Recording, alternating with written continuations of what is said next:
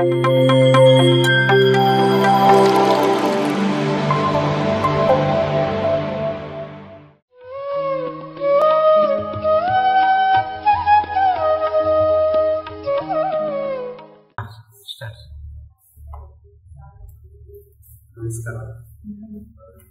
ನನ್ನ ಹೆಸರು ಏರಸ್ವಾಮಿ. ನಾನು ಪೊಲೀಸ್ ಡಿಪಾರ್ಟ್ಮೆಂಟ್ನಲ್ಲಿ ಪೊಲೀಸ್ ಹೆಡ್ ಕಾನ್ಸ್ಟೇಬಲ್ ಆಗಿ ಕೆಲಸ ಮಾಡ್ತಾ ಇದ್ದೀನಿ. 20 ವರ್ಷ ಸರ್ವಿಸನ್ನು ಮಾಡಿದ್ದೀನಿ. ಆಮೇಲೆ ಈ ಒಂದು ಧ್ಯಾನಕ್ಕೆ ಬಂದು ನಾನು ಸುಮಾರು 7 ವರ್ಷ ಆಯಿತು. 7 ವರ್ಷಕ್ಕಿಂತ ಮುಂಚೆ ಈ ಮೆಡಿಟೇಷನ್ ಬಗ್ಗೆ ನನಗೆ ಸ್ವಲ್ಪ ಜ್ಞಾನ ಇದರ ಬಗ್ಗೆ ಗೊತ್ತಾಯಿಲ್ಲ. ಆದರೆ ಇದಕ್ಕಿಂತ ಮುಂಚೆ ಯಾವ ರೀತಿ ಇದ್ದೆ ಮತ್ತು ಈ ಮೆಡಿಟೇಷನ್ಗೆ ಬಂದ ಮೇಲೆ ನಾನು ಯಾವ ರೀತಿ ಬದಲಾವಣೆಯ ಕಂಡೆ ಅನ್ನೋ ವಿಚಾರವಾಗಿ ನಾನು ಇವತ್ತು ಮೊಟ್ಟ ಮೊದಲಿಗೆ ನಾನು ಈ ಒಂದು ಧ್ಯಾನಕ್ಕೆ ಆಸರೆ ಮತ್ತು ಮೂಲವಾಗಿರುವಂತಹ ಮಹಾವತಾರ್ ಬಾಬಾಜಿ, ಯುಕ್ತೇಶ್ವರ ಮಹಾಶಯ, ಲಹರಿ ಮಹಾಶಯ ಹಾಗೂ ಬುದ್ಧ ಭಗವಾನ್ ಮತ್ತು ನಮ್ಮ ಬ್ರಹ್ಮಶ್ರೀ ಪಿತಾಮಹ ಸುಭಾಷ್ ಪತ್ರಿಜಿಯವರನ್ನು ಕೂಡ ನೆನೆಸುತ್ತಾ ಈ ಒಂದು ಧ್ಯಾನಕ್ಕೆ ಆಹ್ವಾನ ಮಾಡಿಕೊಳ್ತಾ, ಅವರು ನನಗೆ ಆಹ್ವಾನವಾಗಿ ಏನು ನನಗೆ ಜ್ಞಾನ ನೀಡಿ ಈ ಒಂದು ಆಧ್ಯಾತ್ಮಿಕ ಚಿಂತನೆಯಲ್ಲಿ ತೊಡಗಿಸಿದ್ದರು ಎಲ್ಲ ಮುಂದೆ ಹೇಳಬೇಕಂತ ಇಷ್ಟಪಡ್ತಾ ಇದ್ದೀನಿ. ಅವರೆಲ್ಲರಿಗೂ ನಾನು ಕೋಟಿ ಕೋಟಿ ನಮಸ್ಕಾರಗಳು. ಆಮೇಲೆ ಮೊಟ್ಟ ಮೊದಲಿಗೆ ಹೇಳ್ಬೇಕು ಅಂತಂದರೆ, ಈ ಆಧ್ಯಾತ್ಮಿಕ ಚಿಂತನೆ ಅನ್ನೋದು ನಮ್ಮ ಲೈಫಲ್ಲಿ ಸಾಕಷ್ಟು ಬದಲಾವಣೆಯನ್ನು ತಂದುಕೊಡ್ತದೆ. ಸಾಕಷ್ಟು ಬದಲಾವಣೆ ಅಂತಂದರೆ ಭೌತಿಕ ಮತ್ತು ಆಧ್ಯಾತ್ಮಿಕ ಚಿಂತನೆಯಲ್ಲಿ ಭೌತಿಕತೆಯೇ ಜೀವನ ಮತ್ತು ಆಧ್ಯಾತ್ಮಿಕ ಜೀವನನೇ ಬೇರೆ. ಭೌತಿಕ ಜೀವನ ಅಂದರೆ ನಮಗೆ ಕಣ್ಣಿಗೆ ಕಾಣುವಂತಹ ಮತ್ತು ಮಾತನಾಡುವಂತಹ ಮುಟ್ಟುವಂತಹ ಯಾವುದು ನಮಗೆ ಕಣ್ಣಿಗೆ ಕಾಣ್ತದೋ ಅದೇ ಒಂದು ಜೀವನ. ಅದೆಲ್ಲ ಸತ್ಯ ಅಂತ ತಿಳ್ಕೊಂಡು ನಾವು ಜೀವನ ಮಾಡ್ತಾ ಇದ್ದೀವಿ. ಆದರೆ ಧ್ಯಾನದಲ್ಲಿ ಮಗ್ನನಾಗಿ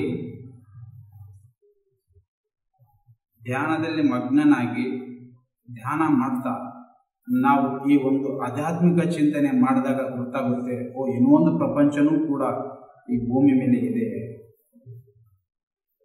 ಒಂದು ಪ್ರಪಂಚ ಭೌತಿಕ ಪ್ರಪಂಚ ಆದರೆ ಇನ್ನೊಂದು ಪ್ರಪಂಚ ಆಧ್ಯಾತ್ಮಿಕ ಪ್ರಪಂಚ. ಆಧ್ಯಾತ್ಮಿಕ ಪ್ರಪಂಚ ಅಂತಂದರೆ ಎಂಡ್ಲೆಸ್. ನಾವು ಅದೆಲ್ಲ ನಮಗೆ ಗೊತ್ತಾಗಿದ್ದು ಈ ಒಂದು ಧ್ಯಾನ ಮಾಡಿದಾಗ ಮಾತ್ರ ಅದೆಲ್ಲ ನಮಗೆ ಆಧ್ಯಾತ್ಮಿಕ ಜೀವನದಲ್ಲಿ ಇಷ್ಟೊಂದು ಶಕ್ತಿ ಇದೆನಾ, ಇಷ್ಟೊಂದು ಒಂದು ಚೇಂಜಸ್ ಇದೆನಾ, ಇಷ್ಟೊಂದು ನಾವು ಏನು ಹೇಳಕ್ ಹೊಂಟಿದ್ದೀನಿ ಅಂತಂದರೆ, ನಾನು ಹೀಗೆ 7 ವರ್ಷಗಳ ಹಿಂದೆ ಧ್ಯಾನದ ಬಗ್ಗೆ ಅರಿವೇನೇ ಇಲ್ದನು ಈ ಒಂದು ಧ್ಯಾನಕ್ಕೆ ಬಂದು ಸಾಕಷ್ಟು ಅನುಭವವನ್ನು ನಾನು ಪಡ್ಕೊಳ್ತಾ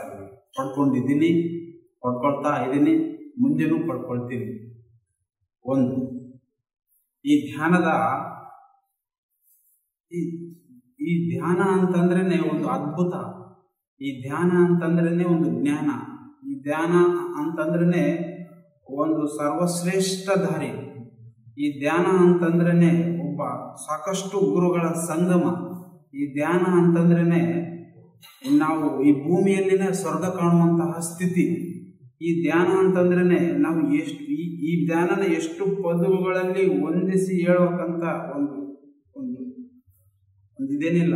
ಅಂತಹ ಒಂದು ದಾರಿ ನಾನು ಕಂಡುಕೊಳ್ತದೇನೆ ಅಂದರೆ ನಾನು ನಿಜವಾಗ್ಲೂ ಬಹಳ ಖುಷಿ ಆಗ್ತದೆ. ಇದೆಲ್ಲ ನಾನು ಯಾಕೆ ಕೇಳಕ್ಕೆ ಹೊಂಟೀನಿ ಅಂತಂದರೆ, 7 ವರ್ಷದ ಕೆಳಗೆ ಆಗುವಂತಹ ಅನುಭವಗಳು 7 ವರ್ಷಗಳ ನಂತರ, ಅಂದರೆ ನಾನು ಯಾವಾಗ ಧ್ಯಾನ ಮಾಡ್ತಾ ಇದ್ದೀನೋ ಅವಾಗಲಿಂದ ಆಗುವಂತಹ ಅನುಭವಗಳಲ್ಲಿ ಬಹಳ ವ್ಯತ್ಯಾಸ ಇದೆ. ಬಹಳ ವ್ಯತ್ಯಾಸ ಇದೆ. ಯಾವ ರೀತಿ ವ್ಯತ್ಯಾಸ ಅಂತಂದರೆ,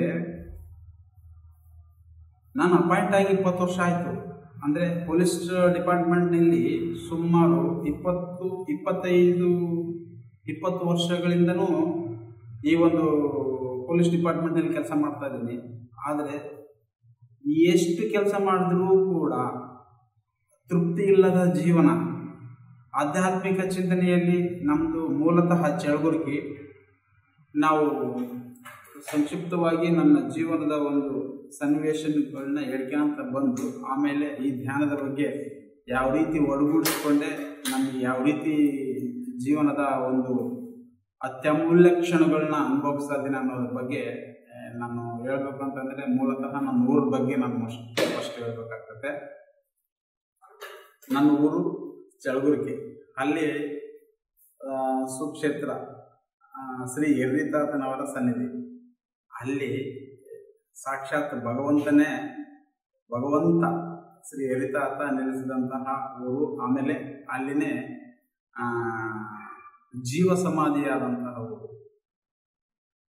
ಆ ಊರಲ್ಲಿ ಹುಟ್ಟಿನಂತಂದರೆ ನನಗೆ ಬಹಳ ನನ್ನ 7 ಜನ್ಮದ ಎಷ್ಟೋ ಜನ್ಮದ ಪುಣ್ಯ ಅಂತಲೂ ನಾನು ತಿಳ್ಕೊಳ್ತಾ ಇದ್ದೀನಿ. ಫಸ್ಟು ನಾನು ಆ ಭೂಮಿಯಲ್ಲಿ ಹುಟ್ಟಿ ಬೆಳೀತಾ ಇದ್ದೀನಿ ಅಂತಂದರೆ. ಆಮೇಲೆ ಅಲ್ಲಿ ನನಗೆ ಆಧ್ಯಾತ್ಮಿಕತ ಅರಿವು ನನಗೆ ಗುರ್ತಿಲ್ದೇ ಆ ಆಧ್ಯಾತ್ಮಿಕ ಅರಿವು ಮೂಡಿತು. ಯಾವ ರೀತಿಪ್ಪ ಅಂತಂದರೆ, ಪ್ರತಿ ದಿವಸ ನಾನು ಅಪಾಯಿಂಟ್ ಆಗೋಕ್ಕಿಂತ ಮುಂಚೆ ಆ ಒಂದು ಮಠದಲ್ಲಿ, ಹಿರಿತಾತನವರ ಮಠದಲ್ಲಿ ಸೇವೆಗೆ ಹೋಗ್ತಾ ಇದ್ದೆ. ಒಂದು ಅನ್ನ ನೀಡೋ ಒಂದು ಸೇವೆ ಆಗಿರ್ಬೋದು, ಆಮೇಲೆ ಆ ಒಂದು ಮಠದಲ್ಲಿ ಒಂದು ಕಸ, ಒಂದು ಯಾವುದಾದ್ರೂ ಒಂದು ವಿಶೇಷವಾದ ಕೆಲಸ ಕೊಟ್ಟರೆ ಚೆನ್ನಾಗಿ ಮಾಡೋದಾಗಲಿ. ಆಮೇಲೆ ಪ್ರತಿ ದಿವಸನೂ ನಾನು ಊಟಕ್ಕಿಂತ ಮೊದಲು ಆ ಭಗವಂತ ಹಿರಿತಾತನವರು ಕೈ ಮುಗಿದೆ ಮನೆ ಊಟ ಮಾಡುವಂತಹ ಒಂದು ಕಟ್ಟುನಿಟ್ಟಿನ ಜೀವನ ಆಗಲಿ. ಈ ರೀತಿ ಸಾಕಷ್ಟು ಮಾಡಿದಾಗ ನನಗೆ 21 ವಯಸ್ಸಿದ್ದಾಗ ನನಗೆ ಪೊಲೀಸ್ ಡಿಪಾರ್ಟ್ಮೆಂಟ್ನಲ್ಲಿ ನನಗೆ ಅಪಾಯಿಂಟ್ ಆಯಿತು. ಅದಕ್ಕಿಂತ ಮುಂಚೆ ನಮ್ಮ ಮನೆಯಲ್ಲಿ ನಾವು ಆಧ್ಯಾತ್ಮಿಕತೆಯಲ್ಲಿಯೂ ಕೂಡ ಸ್ವಲ್ಪ ಕಡಿಮೆ ಜೀವನ ಇತ್ತು. ಕಡಿಮೆ ಅಂತಂದರೆ ಜಾಸ್ತಿ ಏನೋ ಹೊಲ ಮನೆ ಆಮೇಲೆ ಕೆಲಸ ಅಂತಂದರೆ ಸಾಕಷ್ಟು ಇತ್ತು. ಆದರೆ ನಾನು ಈ ಒಂದು ಆಧ್ಯಾತ್ಮಿಕತೆಯಲ್ಲಿ ಹೆಚ್ಚು ಒಳಗೂಡಿಸಿಕೊಂಡಾಗ ನನಗೆ ಅರಿವಾಯಿತು, ಆಧ್ಯಾತ್ಮಿಕವಾಗಿ ನಾನು ಜೀವನ ಮಾಡಿದಾಗ ಮಾತ್ರ ನನಗೆ ಭಗವಂತ ಎಲ್ಲೋ ಒಂದು ದಾರಿ ತೋರಿಸ್ತಾನಂತ. ಆವಾಗ ನನ್ನ ಜೀವನದಲ್ಲಿ ನಾನು ಈ ಒಂದು ಪೊಲೀಸ್ ಡಿಪಾರ್ಟ್ಮೆಂಟ್ನಲ್ಲಿ ಪೊಲೀಸ್ ಕೆಲಸ ಮಾಡೋದಾಗ ಅದ್ರ ಬಗ್ಗೆ ನನಗೆ ಹೆಚ್ಚು ಗೊತ್ತಿಲ್ಲ. ಆಮೇಲೆ ಹಿರಿತಾತನದ ಒಂದು ದೂರ ಅಂದರೆ ನಾನು ಕೆಲಸ ಮಾಡೋಕ್ಕೆ ಹೋದಾಗ ಕುರುಗೋಡಲ್ಲಿ ಒಂದು 6 ವರ್ಷ ಕೆಲಸ ಮಾಡಿದೆ. ಆಮೇಲೆ ಮೋಗದಲ್ಲಿ ಕೂಡ ಒಂದು 6 ವರ್ಷ ಕೆಲಸ ಮಾಡಿದೆ. ಆಮೇಲೆ ಬಳ್ಳಾರಿಯಲ್ಲಿ ಒಂದು 6 ವರ್ಷ ಕೆಲಸ ಮಾಡಿದೆ. ಅಲ್ಲಿವರೆಗೂ ಕೂಡ ನನಗೆ ಯಾವುದೇ ವಿಷಯ ನನಗೆ ಗೊತ್ತಿದ್ದಿಲ್ಲ. ಬಟ್ ಈ ಬಳ್ಳಾರಿಗೆ ಯಾವತ್ತು ಬಂದು ಆ ಒಂದು ಬಳ್ಳಾರಿಗೆ ಬಂದಾಗ ನಾನು ಈ ಒಂದು ಪಿರಮಿಡ್ ಬಗ್ಗೆ ತಿಳ್ಕೊಂಡೆ. ಯಾವ ರೀತಿ ತಿಳ್ಕೊಂಡೆ ಅಂತಂದರೆ, ಮೋಕಾದಿಂದ ಬಳ್ಳಾರಿಗೆ ಬಂದಾಗ ಆ ಬಳ್ಳಾರಿಯಲ್ಲಿ ನಾನು ಇದಕ್ಕಿಂತ ಮುಂಚೆ ಯೋಗ ಮಾಡ್ತಾ ಇದ್ದೆ. ಯೋಗ ಮಾಡಿದಾಗ ಆ ಯೋಗ ಧ್ಯಾನಕ್ಕೂ ಮತ್ತು ಯೋಗಕ್ಕೂ ಭಾಳ ವ್ಯತ್ಯಾಸ ಇತ್ತು. ಧ್ಯಾನದ ಬಗ್ಗೆ ನನಗೆ ಹೆಚ್ಚು ಒಂದು ಹಂಬಲ ಇತ್ತು.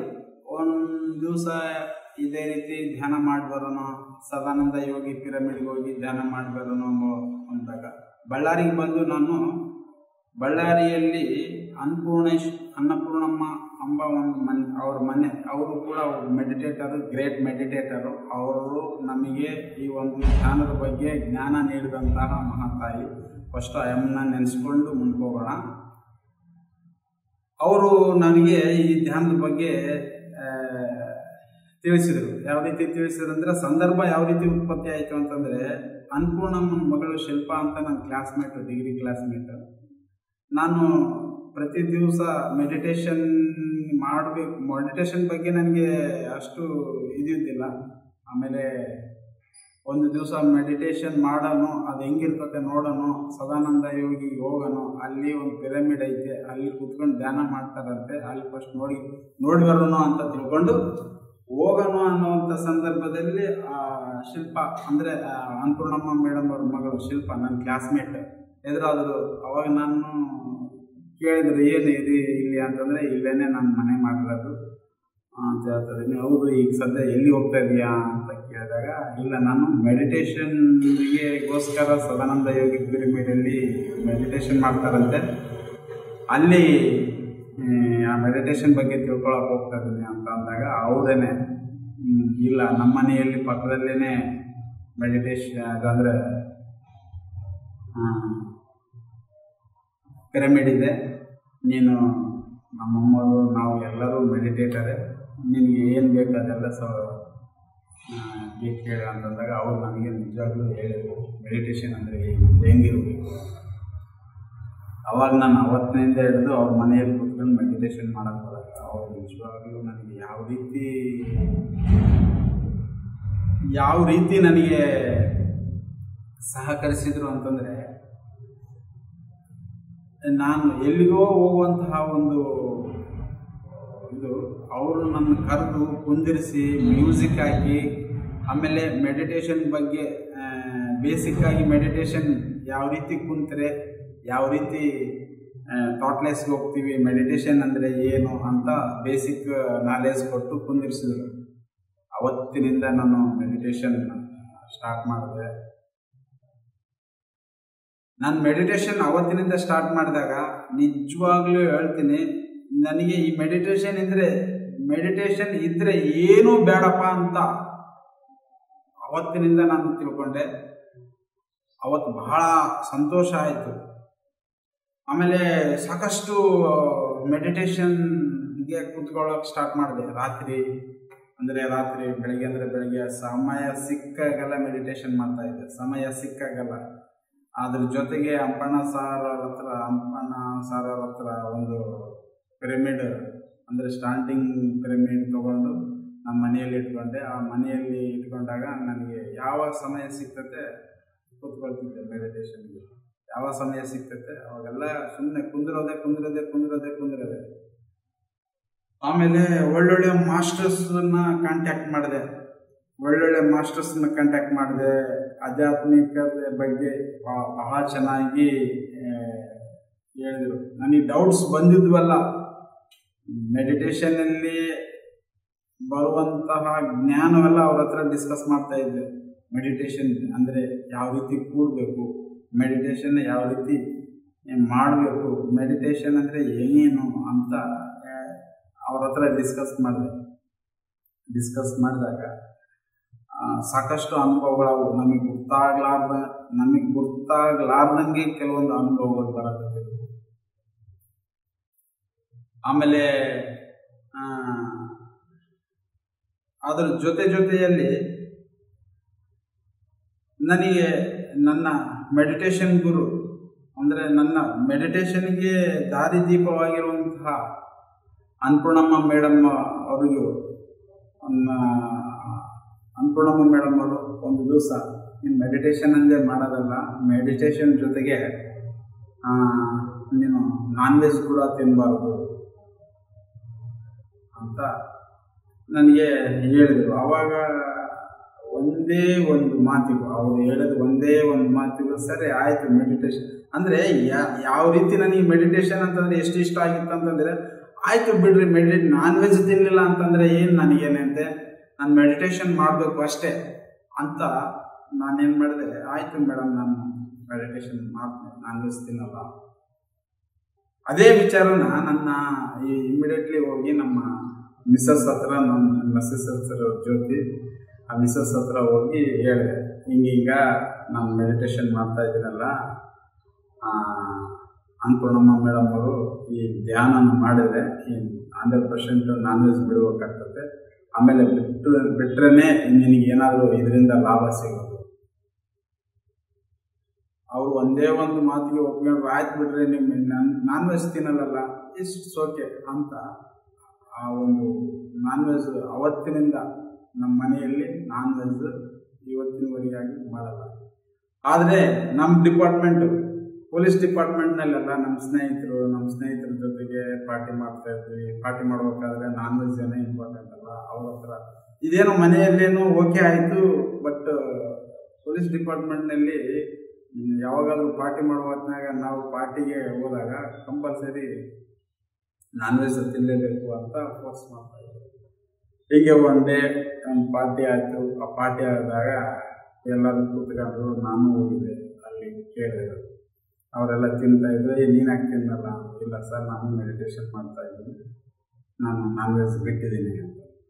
ಅದೆಲ್ಲ ಸರಿ, ಅವೆಲ್ಲ ಯಾರು ಬೇಡ, ಯಾವ ಮೆಡಿಟೇಷನ್ ಇಲ್ಲ, ಏನಿಲ್ಲ. ಫಸ್ಟು ಹೊಟ್ಟೆಗೆ ಆಹಾರ ಬೇಕು, ಪೌಷ್ಟಿಕ ಬೇಕು, ನಿನಗೆ ಗೊತ್ತಿಲ್ಲ. ಚೆನ್ನಾಗಿ ನಾವು ಮಾಂಸ ತಿಂದ್ರೇ ನಾವು ಚೆನ್ನಾಗಿರ್ತೀವಿ, ಆರೋಗ್ಯವಾಗಿರ್ತೀವಿ ಅಂತ ಸಾಕಷ್ಟು ಒತ್ತಾಯ ಮಾಡಿದ್ರು. ಒತ್ತಾಯ ಮಾಡಿದ್ರೆ ಇಲ್ಲ ಸರ್ ನಾನು ತಿನ್ನಲ್ಲ ಅಂತ ಅವ್ರ ಹತ್ರ ನಾನು ಎಷ್ಟು ಬಲವಂತವಾಗಿ ಹೇಳಿದ್ರು ಕೂಡ ಅವರು ಲಾಸ್ಟಿಗೆ ಏನಂದ್ರು, ಇಲ್ಲ ನಾ ಈಗಿರೋದು 4 ಜನ, ನೀನು ಈಗ ತಿನ್ಬಿಡು, ಆಮೇಲೆ ನಾವು ಯಾರ ಮುಂದೆ ಹೇಳಲ್ಲ ಅಂತ ಹೇಳಿದ್ರು. ಅವಾಗ ಸರಿ ಆಯ್ತು ಬಿಡು ಅಂತ ನಾನು ಅವತ್ತು ಪಾರ್ಟಿ ಮಾಡ್ಕೊಂಡು ಬಂದೆ. ಆ ಪಾರ್ಟಿ ಮಾಡ್ಕೊಂಡು ಬಂದಾಗ ಅವತ್ತಿನ ನೆಕ್ಸ್ಟ್ ದಿವಸನೇ ಅನ್ನಪೂರ್ಣಮ್ಮ ಮೇಡಮ್ಮು ಮತ್ತು ಪಾರ್ವತಮ್ಮ ಮೇಡಮ್ ಅವ್ರು ಬಂದು ನಮ್ಮ ಹತ್ರ ಏನು ಚೆನ್ನಾಗಿ ಸಾಧನೆ ಮಾಡ್ತಾ ಇದ್ದೀರಾ ಅಂತ ಕೇಳಿದ್ರು. ಚೆನ್ನಾಗಿ ಸಾಧನೆ ಮಾಡ್ತಾ ಇದ್ದೀವಿ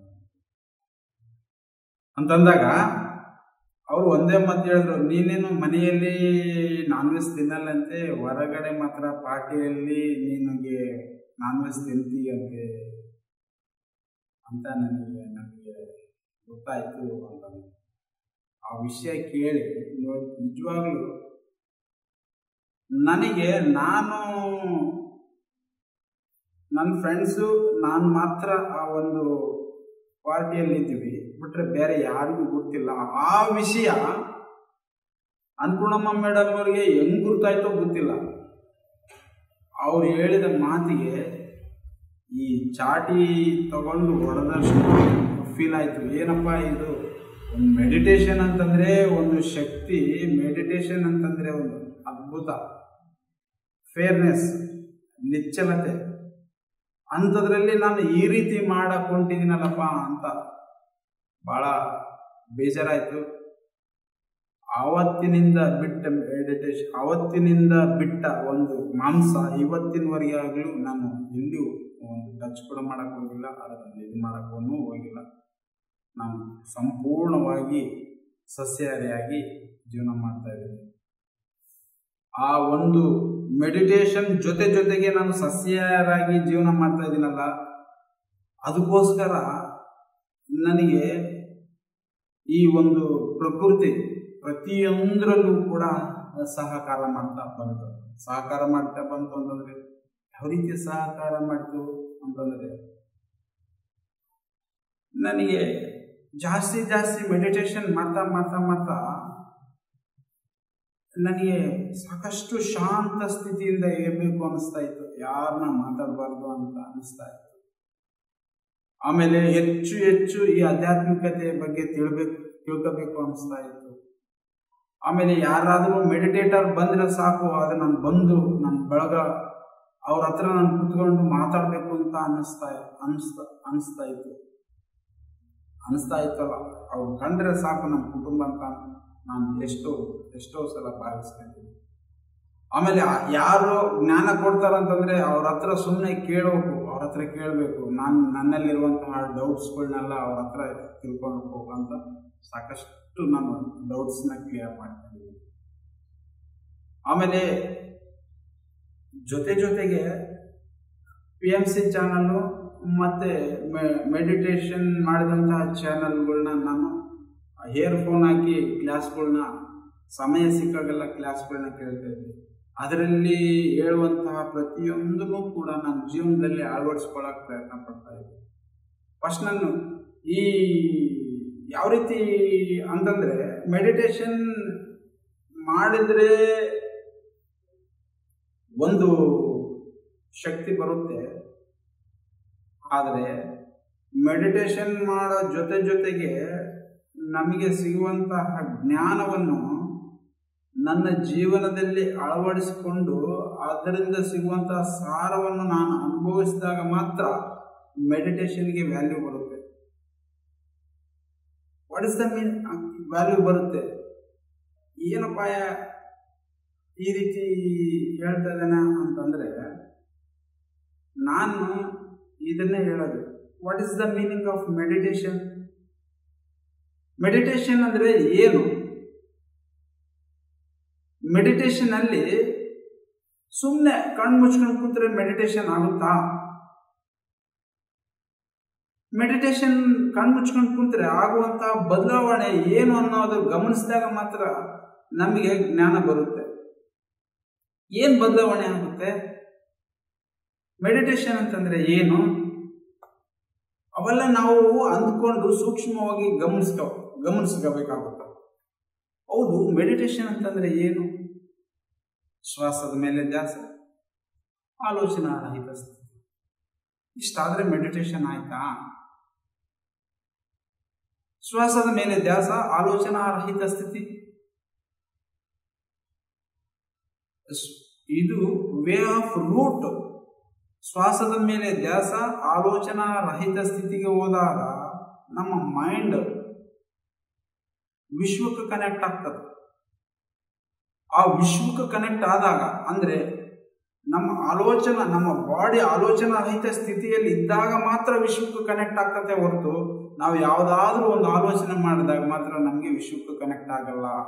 ಮೆಡಿಟೇಷನ್ ಅನ್ನೋ ಒಂದು ವಿಚಾರ ಬಂದಾಗ ಇದು ಪಾಲನೆ ಮಾಡಲೇಬೇಕಾದಂತಹ ವಿಚಾರ. ಯಾವಾಗ ನಾವು ವಿಶ್ವಕ್ಕೆ ಕನೆಕ್ಟ್ ಆದವೋ ಆ ವಿಶ್ವದಲ್ಲಿರುವಂತಹ ವಿಶೇಷವಾದ ಶಕ್ತಿ ನಮ್ಮ ಬ್ರಹ್ಮರಂಧ್ರದಿಂದ ಎನರ್ಜಿ ಫ್ಲೋ ಆಗುತ್ತೆ. ಆ ಎನರ್ಜಿ ಫ್ಲೋ ಆದಾಗ ಮಾತ್ರ ಸಂಪೂರ್ಣವಾದ ಮೆಡಿಟೇಷನ್ ಆಗುತ್ತೆ. ಇದನ್ನ ನಾವು ಮೆಡಿಟೇಷನ್ ಅಂತೀವಿ ಹೊರತು ಸುಮ್ಮನೆ ಕಣ್ಣು ಮುಚ್ಕೊಂಡು ಏನೇನೋ ಆಲೋಚನೆ ಮಾಡ್ಕೊಂಡು ಮತ್ತೆ ಎದ್ದು ಮತ್ತೆ ಯಾರೋ ಮೆಡಿಟೇಷನ್ ಮಾಡ್ತಾರ ಅಂತ ನಾವು ಮೆಡಿಟೇಷನ್ ಮಾಡೋದು ಅಷ್ಟು ಸಮಂಜಸ ಕಾರ್ಯ ಅಲ್ಲ. ಸೊ ಮಾಸ್ಟರ್ಸ್, ಎಲ್ಲರಿಗೂ ಹೇಳುವಂತಹ ವಿಚಾರ ಇದು.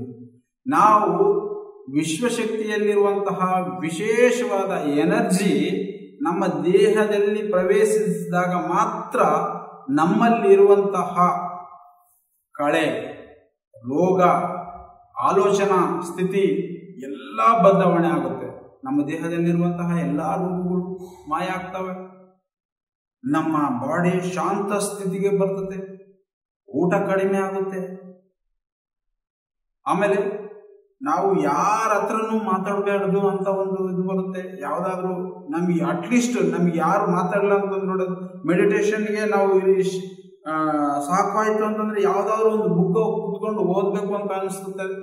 ಆಮೇಲೆ ಈ ರೀತಿ ಎಲ್ಲ ಸ್ಥಿತಿಗತಿಗಳು ಬಂದಾಗ ನಮ್ಮಲ್ಲಿ ಸಾಕಷ್ಟು ಬದಲಾವಣೆಗಳು ಒಡಮೂಡಿದಾಗ ನಮಗೆ ಆಟೋಮೆಟಿಕ್ ಆಗಿ ನಮಗೆ ಶಾಂತ ಸ್ಥಿತಿ ಉತ್ಪತ್ತಿ ಆಗುತ್ತೆ.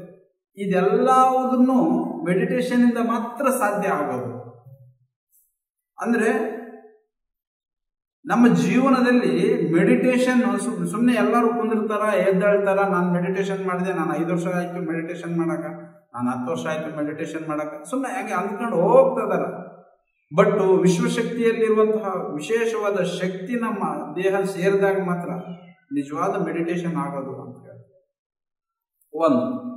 ಎರಡನೇದು, ಮೆಡಿಟೇಷನ್ ಅಲ್ಲಿ ವಿಶೇಷವಾದ ಶಕ್ತಿ ಎನರ್ಜಿ ನಮ್ಮ ಫ್ಲೋ ಆದಾಗ ಮಾತ್ರ ನಮ್ಮ ದೇಹದಲ್ಲಿರುವಂತಹ ಎಲ್ಲಾ ರೋಗಗಳ ನಿವಾರಣೆ ಆದಾಗ ಮಾತ್ರ ಜೊತೆಯಲ್ಲಿ ನಮಗೆ ಒಂದು ಬದಲಾವಣೆ ಬರುತ್ತೆ. ಅದನ್ನು ಬದಲಾವಣೆ ನಾವು ಮಾಡಿಕೊಂಡಾಗ ಮಾತ್ರ, ನಾವು ಬದಲಾವಣೆಯನ್ನು ಮಾಡಿಕೊಂಡಾಗ ಮಾತ್ರ ನಮಗೆ ಈ ಧ್ಯಾನದ ಬಗ್ಗೆ ಹೆಚ್ಚು ಶಕ್ತಿ ಪಡ್ಕೊಳ್ಳೋಕೆ ಸಾಧ್ಯ ಆಗೋದು. ಯಾವ ರೀತಿ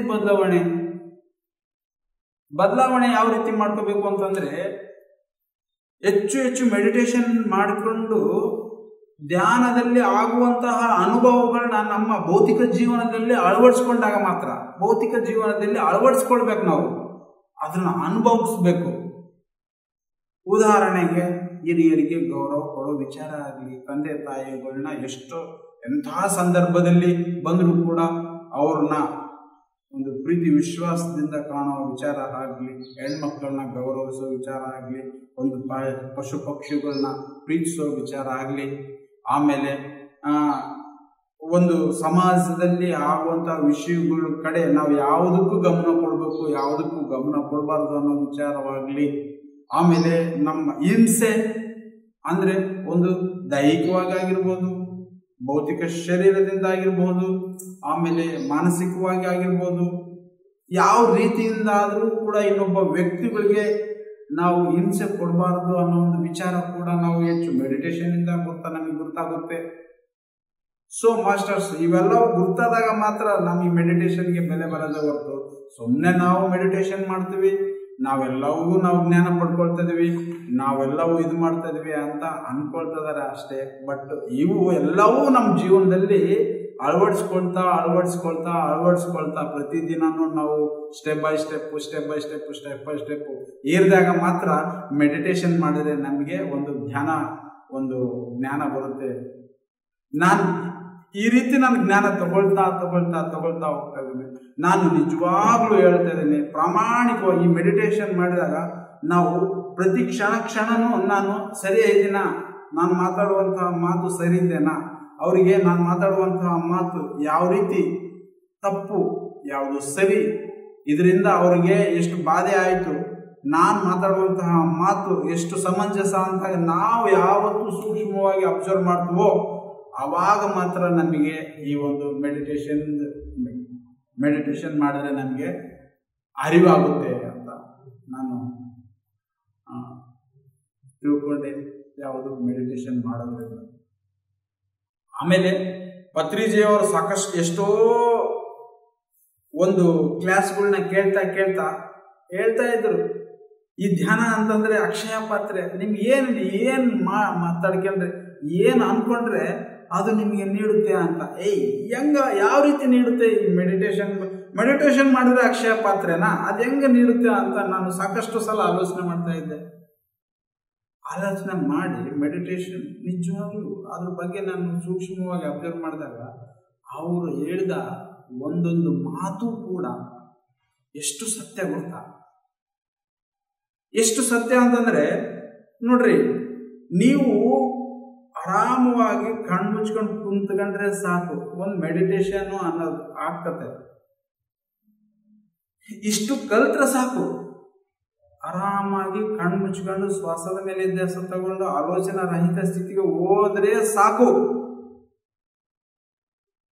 ಆಮೇಲೆ ಆಗುವಂತಹ ಬದಲಾವಣೆಗಳು ಏನು ಗೊತ್ತಾ, ನಿನ್ನಲ್ಲಿರುವಂತಹ ಕಶ್ಮಲಗಳೆಲ್ಲವೂ ಈ ಪೊರಕೆ ತಗೊಂಡು ಹೊಡೆದಷ್ಟು ಅನಾವಶ್ಯಕವಾದ ಆಲೋಚನೆಗಳೆಲ್ಲ ದೂರ ಆಗ್ತದೆ.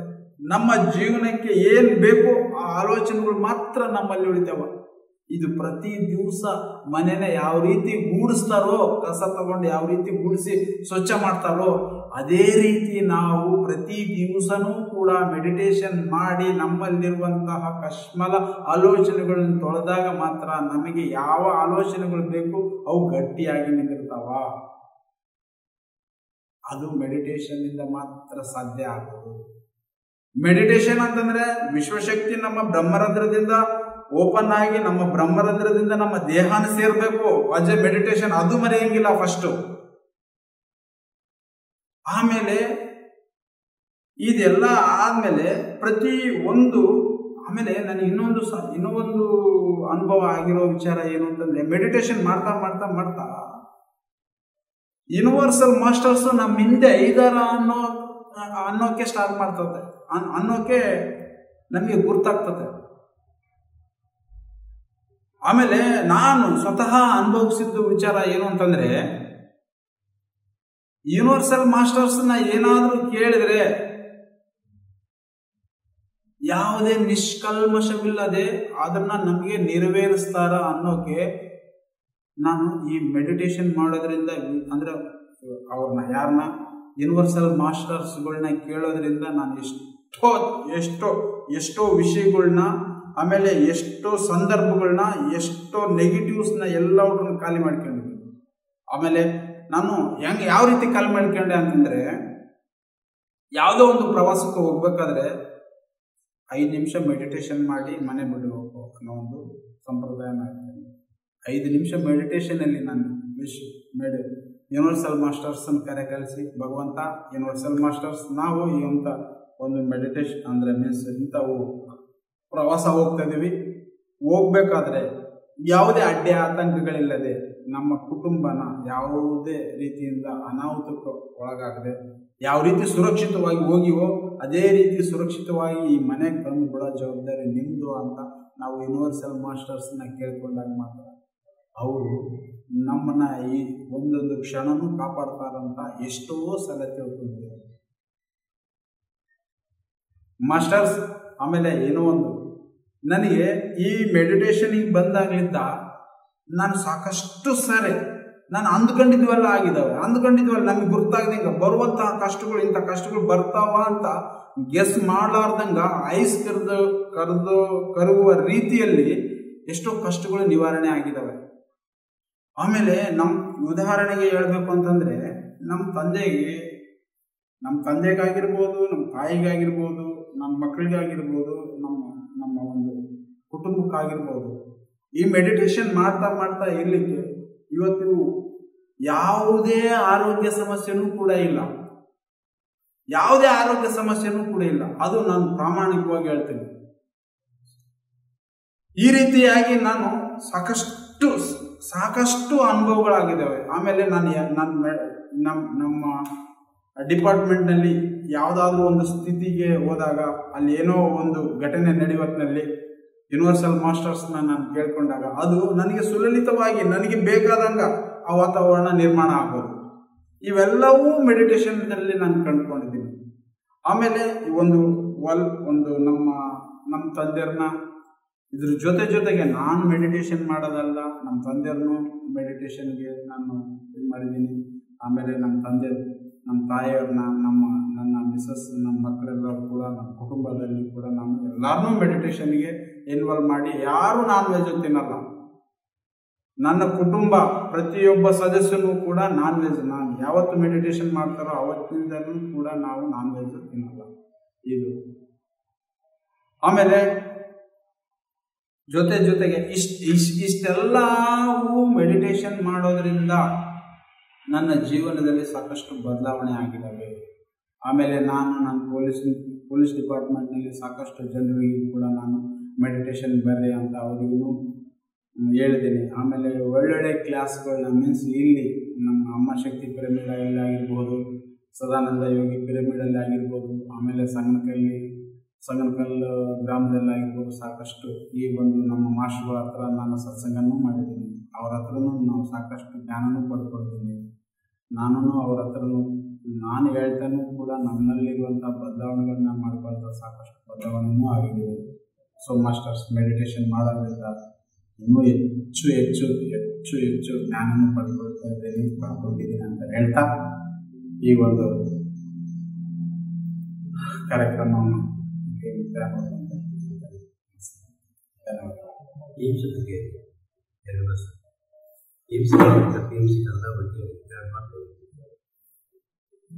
PMC ಕನ್ನಡ ಮತ್ತು ಬಳ್ಳಾರಿ PMC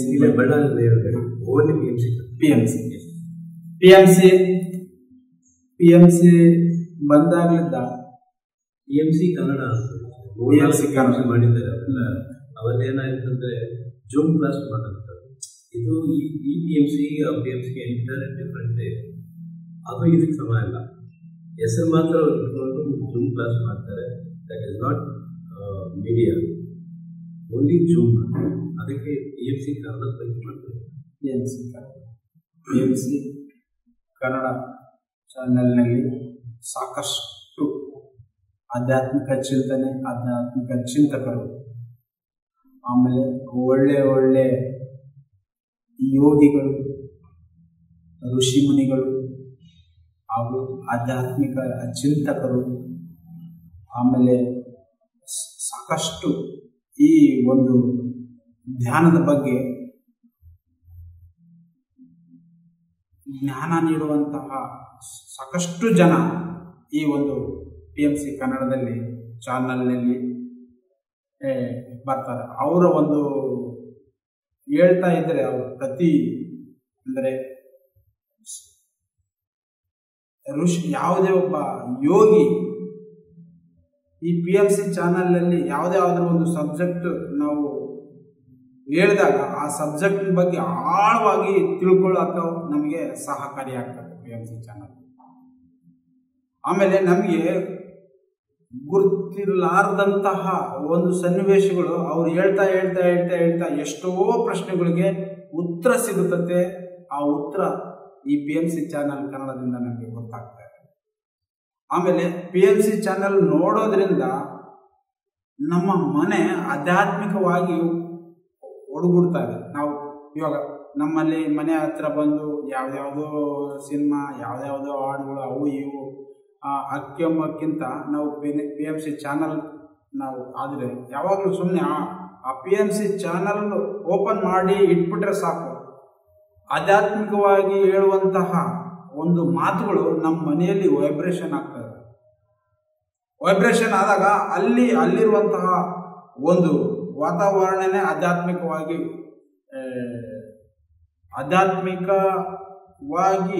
ಆ ಮನೆನೇ ಬದಲಾವಣೆ ಆಗ್ತಾ ಇದೆ. ಈ ರೀತಿ PMC ಚಾನಲ್. ಆಮೇಲೆ PMC ಚಾನಲ್ಲು ನಮ್ಮ ತಂದೆ ತಾಯಿಗಳಿಗೆ ಹಿರಿಯರಿಗೆ ಪರಿಚಯ ಮಾಡಿಸಿದಾಗ ಅವರು ಹೆಚ್ಚು ಆ ಒಂದು PMC ಚಾನಲ್ನ ನೋಡೋಕ್ಕೆ ಇಷ್ಟಪಡ್ತಾರೆ. ಆಮೇಲೆ PMC ಚಾನಲ್ ನೋಡೋದ್ರಿಂದ ಎಸ್ಪೆಷಲಿ PMC ಚಾನಲ್ನೇ ನೋಡೋದ್ರಿಂದ ಆಧ್ಯಾತ್ಮಿಕ ಬೆಳವಣಿಗೆ ಜಾಸ್ತಿ ಆಗ್ತಾ ಇದೆ.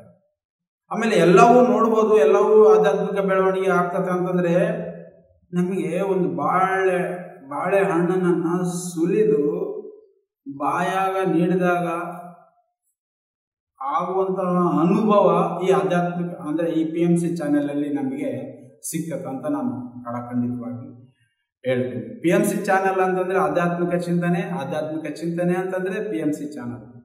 ಅದು ಎಸ್ಪೆಷಲಿ ಈ ಒಂದು ಪಿರಮಿಡ್ ಧ್ಯಾನ ಆಗಿರ್ಬೋದು, ಆಮೇಲೆ ಧ್ಯಾನ ಆಗಿರಬಹುದು, ಆಮೇಲೆ ಈ ಪಿರಮಿಡ್ ಧ್ಯಾನದಿಂದ ಆಗುವಂತಹ ಬದಲಾವಣೆಗಳಾಗಿರ್ಬೋದು, ಆಮೇಲೆ ಒಳ್ಳೆ ಭೂಮಿಯಲ್ಲಿ ಎಸ್ಪೆಷಲಿ ಭೂಮಿಯಲ್ಲಿ ಇರುವಂತಹ ಸಾಕಷ್ಟು ಯೋಗಿಗಳ ಪರಿಚಯ ಆಗಿರ್ಬೋದು ಈ PMC ಚಾನಲ್ನಿಂದ ನಾವು ತಿಳ್ಕೊಳ್ಳೋಕ್ಕೆ ಸಹಕಾರ ಆಗ್ತದೆ ಅಂತ ಹೇಳ್ತಾ ಈ PMC ಚಾನಲ್ಲಿ ನಮ್ಗೆ ಇಷ್ಟು ಅನುಕೂಲ ಮಾಡಿಕೊಡ್ತದೆ ಅಂತ ಹೇಳ್ತೀವಿ. Okay, thank you masters. ಈಗ ನಾನು ಹೇಳಿದಂತಹ ಒಂದು ಪ್ರತಿಯೊಂದು ವಿಚಾರ ಆಗಿರ್ಬೋದು, ಆಮೇಲೆ ಅನುಭವ ಆಗಿರ್ಬೋದು, ಆಮೇಲೆ ಇದು ನನ್ನ ಮನಸ್ಸಿನ ಆಳದಿಂದ ಬಂದಂತಹ ವಿಚಾರ, ಆಮೇಲೆ ನಾನು ಅನುಭವಿಸಿದಂತಹ ವಿಚಾರ, ನಾನು ಧ್ಯಾನದಲ್ಲಿ ಕಂಡುಕೊಳ್ಳುವಂತಹ ದಾರಿ. ಇದೇ ರೀತಿ ಎಲ್ಲ ಮಾಸ್ಟರ್ಸ್ಗಳು ಕೂಡ ಈ ಒಂದು ಧ್ಯಾನದಲ್ಲಿ ಧ್ಯಾನ ಮಾಡಿರಿ, ಹೆಚ್ಚು ಜ್ಞಾನ ಪಡ್ಕೊಳ್ರಿ, ಅದನ್ನು ಜೀವನದಲ್ಲಿ ಅನುಭವಿಸ್ರಿ. ಆಮೇಲೆ ತನ್ನ ಜೀವನವನ್ನು ಸ್ವಚ್ಛ ಮಾಡ್ಕೊಂಡು ಯಾವುದೇ ರೋಗ ರುಜಿನಗಳಿಗೆ ಬಲಿಯಾಗಿದೆ, ಕಶ್ಮಲ ಒಂದು ಜೀವನಕ್ಕೆ ಬಲಿಯಾಗಿದೆ, ಆನಂದವಾಗಿ ಸಂತೋಷವಾಗಿ ಕಾಲ ಕಳ್ತಾ ನಿಮ್ಮ ಜೀವನವನ್ನು ಕಳಿತೆ ಅಂತ ಹೇಳಿ ಈ ಒಂದು ಕಾರ್ಯಕ್ರಮ ಮತ್ತು ಜೈ ಪತ್ರಿಸಿ. PMC ಕನ್ನಡ ಚಾನೆಲ್ ಅನ್ನು ಲೈಕ್ ಮಾಡಿ, ಶೇರ್ ಮಾಡಿ, ಸಬ್ಸ್ಕ್ರೈಬ್ ಮಾಡಿ ಮತ್ತು ಮಾಡಿಸಿ.